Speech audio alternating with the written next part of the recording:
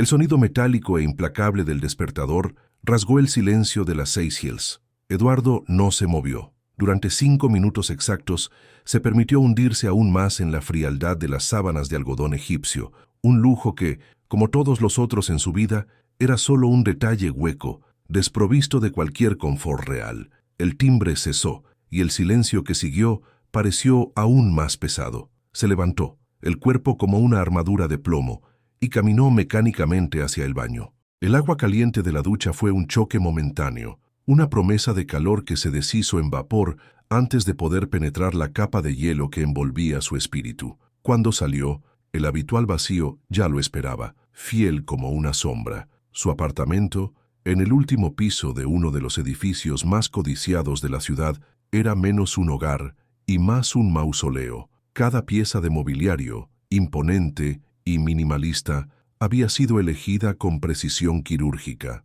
Las paredes, en tonos de gris y grafito, absorbían la luz, y el frío mármol del suelo parecía resonar la ausencia de pasos apresurados o risas espontáneas. A través de las inmensas ventanas de vidrio, la metrópoli despertaba, un mar de luces y movimiento que para muchos sería un símbolo de poder y conquista. Para Eduardo era solo un papel tapiz, un fondo para su propia y abrumadora soledad. En la cocina preparó el café, fuerte, amargo, sin azúcar. Lo bebió de pie, mirando al vacío, el sabor en la boca reflejando perfectamente el gusto de su existencia. Todo en su rutina era un ritual de contención, un esfuerzo por mantener el caos de su mundo interior bajo llave. Antes de encerrarse en su oficina, se detuvo frente a una puerta entreabierta en el pasillo. Allí, en un cuarto pintado en suaves tonos de rosa y blanco, dormía Sofía. Con 5 años, era un ángel en miniatura, el cabello rubio esparcido por la almohada y la respiración tranquila llenando el pequeño espacio, con una vida que parecía faltar en el resto de la casa. La observó por la rendija, sin atreverse a entrar, como un espectador ante una obra de arte que no se siente digno de tocar. Una punzada aguda de culpa lo golpeó, tan familiar que apenas registró el dolor. Sofía era su única ancla, el único lazo con la vida que había perdido, una felicidad que él mismo se había encargado de demoler. En ella veía los rasgos de un futuro que nunca existiría, la memoria viva de un amor que creía haber traicionado y destruido. Ese imperio que gobernaba durante el día había sido construido sobre las cenizas de esa pérdida, una penitencia autoimpuesta que nunca parecía suficiente. Un secreto sombrío, una manipulación cruel que tragó como veneno, lo había transformado en este hombre, una estatua de éxito por fuera, hueca por dentro. Se alejó de la puerta, la máscara de impasibilidad de vuelta en su lugar.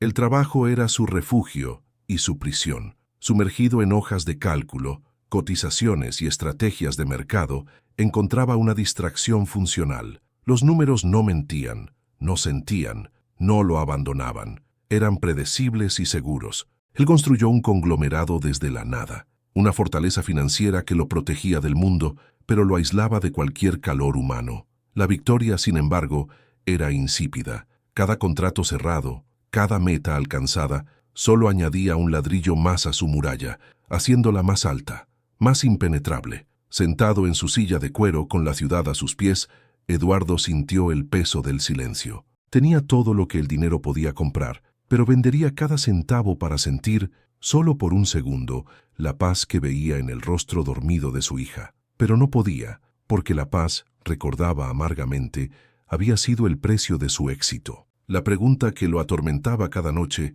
volvió susurrando en los rincones de su mente. ¿Qué había realmente perdido para llegar hasta aquí? Y más importante, ¿sería capaz de mirarse a sí mismo en el espejo si un día descubriese toda la verdad detrás de la ruina que llamaba vida? La mañana se arrastró con la misma previsibilidad de siempre, reuniones por videoconferencia, informes analizados con precisión glacial, decisiones tomadas con la fría lógica de un computador. Para Eduardo, el mundo exterior era una serie de variables a ser controladas. Fue la voz de su empleada, doña Elvira, a través del intercomunicador, la que rompió su concentración. «Señor Eduardo, la nueva niñera ha llegado». Él apretó el botón. «Hágala entrar en la oficina». Su voz salió como un comando, desprovista de cualquier inflexión. Organizó algunos papeles sobre la mesa, una barrera sutil entre él y el mundo. La agencia había garantizado que ella era la mejor, con referencias impecables, pero para él era solo una pieza más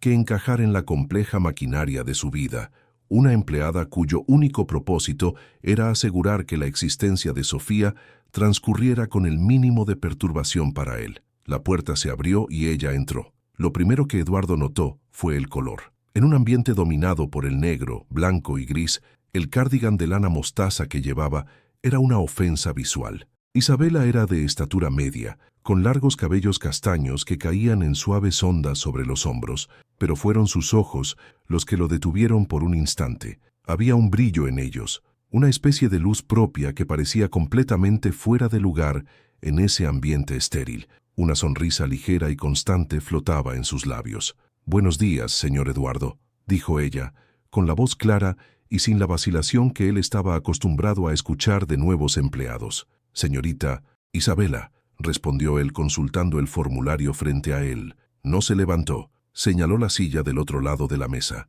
«Siéntese». Ella se sentó, las manos reposando tranquilamente en el regazo. Él empujó un contrato y una pluma sobre la mesa pulida. «Lea con atención. Las reglas son claras y no son negociables. Discreción absoluta. Los horarios deben cumplirse con rigor británico y la rutina de Sofía no debe ser alterada sin mi expresa autorización». Mientras ella leía, él la observaba por encima de los papeles. Ella no parecía intimidada. Por el contrario, había una serenidad en ella que lo incomodaba. No pertenecía a ese lugar. Su aura de calor era como una hoguera encendida en medio de un iceberg. Firmó el documento con una caligrafía fluida y se lo devolvió. «Las reglas son perfectamente comprensibles, señor», dijo ella, aún con esa sonrisa paciente. «Excelente». Eduardo se levantó, el gesto indicando que la negociación había terminado. «Te la presentaré a Sofía». La guió por el pasillo silencioso. Sus zapatos caros apenas hacían ruido en el mármol,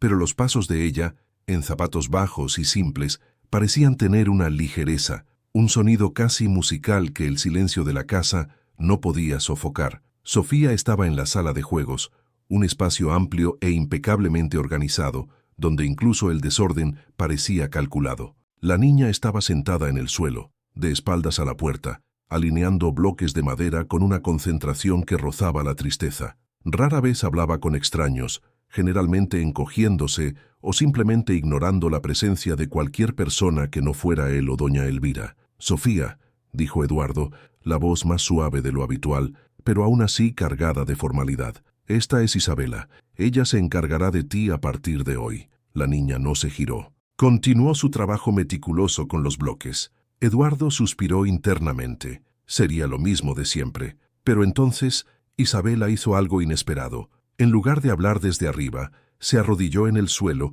colocándose a la misma altura que la niña. No dijo nada durante un largo momento. Solo observó los bloques. «Es un castillo muy bonito», dijo ella, la voz un susurro cálido. «Creo que falta una torre justo aquí». Lentamente, como una flor abriéndose en cámara lenta, Sofía giró la cabeza. Sus grandes ojos azules, normalmente opacos y distantes, se enfocaron en Isabela, no con miedo o desconfianza, sino con una curiosidad genuina. Eduardo permaneció paralizado en la puerta, un testigo invisible de lo que sucedió a continuación. Isabela sonrió a la niña, una sonrisa que parecía envolver todo su rostro en luz, y entonces sucedió lo impensable. Sofía abandonó sus bloques, se levantó sobre las piernitas temblorosas y caminó hacia Isabela, y, sin ninguna vacilación, la abrazó. Un abrazo apretado, con los bracitos rodeando el cuello de la niñera, la cabeza hundida en su hombro como si allí encontrara un puerto seguro buscado desde hace tiempo. Eduardo sintió el suelo desaparecer bajo sus pies. El aire quedó atrapado en sus pulmones. Aquella escena no tenía sentido. Sofía, su hija silenciosa y reclusa, entregándose de esa forma a una completa extraña. Él, su propio padre, rara vez recibía tal demostración de afecto espontáneo. Isabela, sorprendida, pero reaccionando con un instinto maternal, envolvió a la niña en sus brazos, acariciando su cabello. Miró a Eduardo por encima de la cabeza de Sofía, y en sus ojos no había triunfo, solo una compasión que lo golpeó de manera aún más violenta. Él retrocedió un paso, se dio la vuelta y volvió a la seguridad de su oficina, cerrando la puerta detrás de sí. La imagen estaba grabada en su mente. El cardigan amarillo, el cabello castaño y su hija, su pequeña y frágil Sofía, acurrucada en los brazos de esa mujer, como si finalmente hubiera llegado a casa. La lógica de su mundo había sido quebrada, y una pregunta peligrosa comenzó a formarse, resonando en el silencio de su fortaleza de hielo. ¿Por qué? ¿Por qué ella? ¿Qué poseía esa mujer que él, con todo su poder y riqueza, jamás pudo ofrecer? Los días que siguieron a la llegada de Isabela alteraron la arquitectura del silencio en la casa de Eduardo. El vacío, antes un monolito sólido y opresivo, ahora estaba puntado por sonidos que no había escuchado en años. Eran risas, no carcajadas ruidosas, sino la risa cristalina y genuina de Sofía, un sonido que pensaba que había sido enterrado con el pasado. Eran susurros de historias, el susurro de páginas de libros infantiles y el suave sonido de pequeños pies corriendo por el pasillo, no en fuga sino jugando. Desde su oficina, la fortaleza desde donde comandaba su imperio, Eduardo se convirtió en un observador renuente. Se sorprendía deteniéndose en medio del análisis de un gráfico complejo, la atención desviada por un fragmento de conversación animada que venía de la sala de juguetes. Veía, de reojo, a Isabela y Sofía en el suelo, construyendo mundos fantásticos con bloques de construcción, la niñera tratando las creaciones de la niña con la seriedad de un arquitecto. Veía a su hija, antes una figura pasiva, ahora gesticulando, señalando, los ojos brillando con una luz que él reconocía como entusiasmo. Una parte de él, la parte lógica y paternal, sentía un alivio frío. La empleada era eficiente, Sofía estaba bien cuidada, incluso feliz. La transacción era un éxito, pero otra parte de él, una parte que mantenía encadenada en las mazmorras de su alma, se sentía extraña. Era un malestar, una sensación de ser un extraño en su propia casa.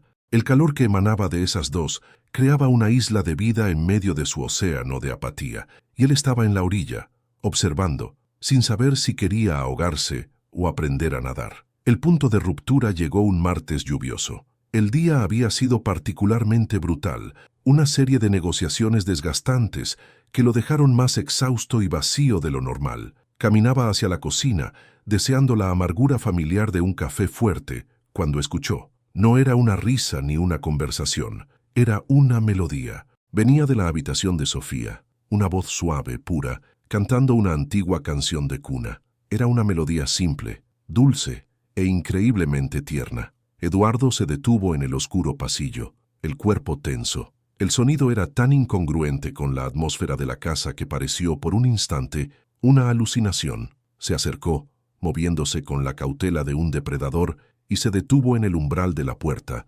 escondido por la sombra. La escena ante él era de una domesticidad dolorosa. La luz de la lámpara proyectaba un brillo dorado sobre la habitación. Isabela estaba sentada al borde de la cama, meciendo suavemente a Sofía. Su hija, ya en pijama, tenía los ojos entrecerrados, el rostro sereno, completamente entregada a la canción y al toque gentil de la niñera. Fue entonces cuando la melodía lo golpeó, no como un sonido, sino como una fuerza física. Se infiltró por las rendijas de su armadura, ignorando las barreras de cinismo y dolor, y tocó algo profundo y adormecido.